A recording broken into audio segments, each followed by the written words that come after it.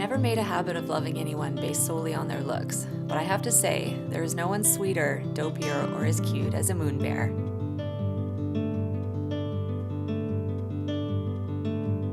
Don't get me wrong, I love all animals, but most of us have a favorite or an animal that we've connected with in some heartfelt way. When you learn of their resilience and what they've been through, your heart will burst open for them as well. But yes, they are quite simply astoundingly beautiful animals.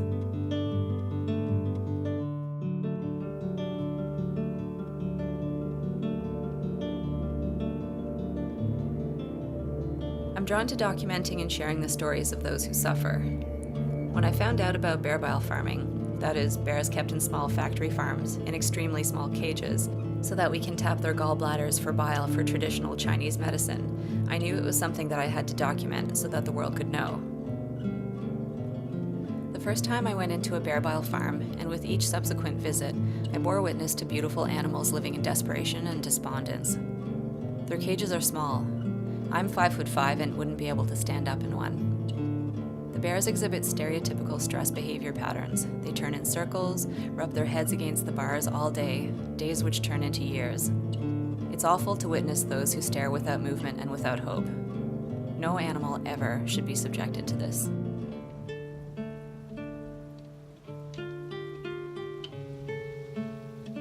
Once I found out about bear bile farming, I immediately researched organizations who were fighting to put an end to it.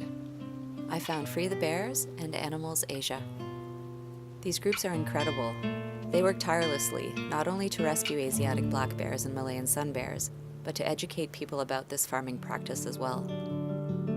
They're part of the legislative changes happening to protect bears, and they work with the bear bile farmers too.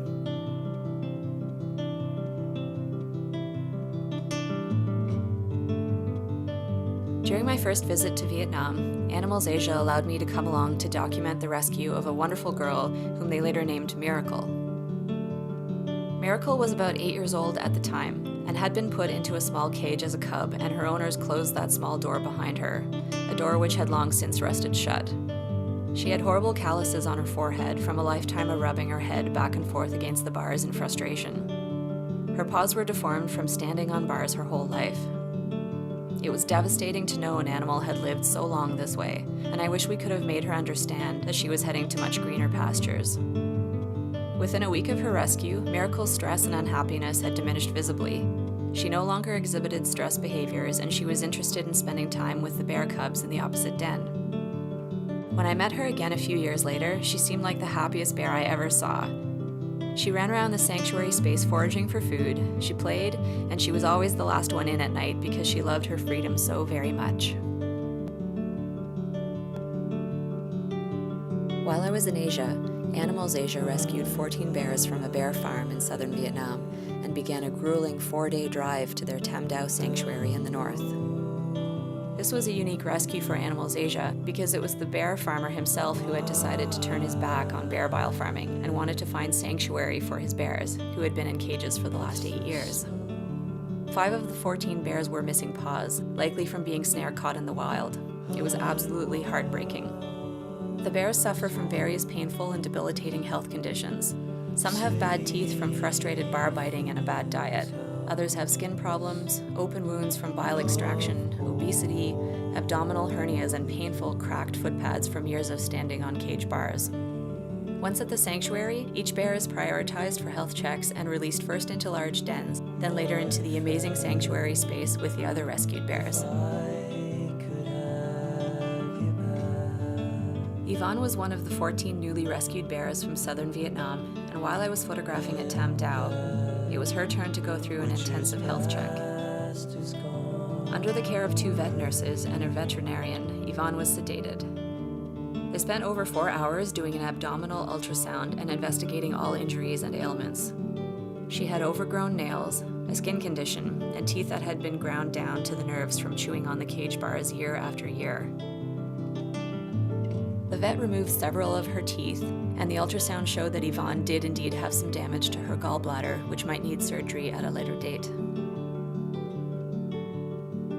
When the surgery was over, the staff carefully wheeled her into the recovery room. Everyone was so gentle with her. It was really touching to witness, considering the state of living death she'd endured up until her rescue.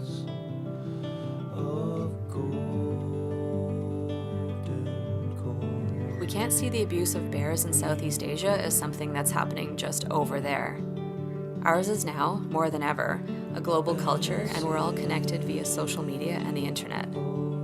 In this, it has become so much easier to learn, to care, and to help. Whether cruelty is happening in our own backyards or abroad, we can't help. We must help. Products with bear bile are available internationally, which makes this a problem we must all speak up against.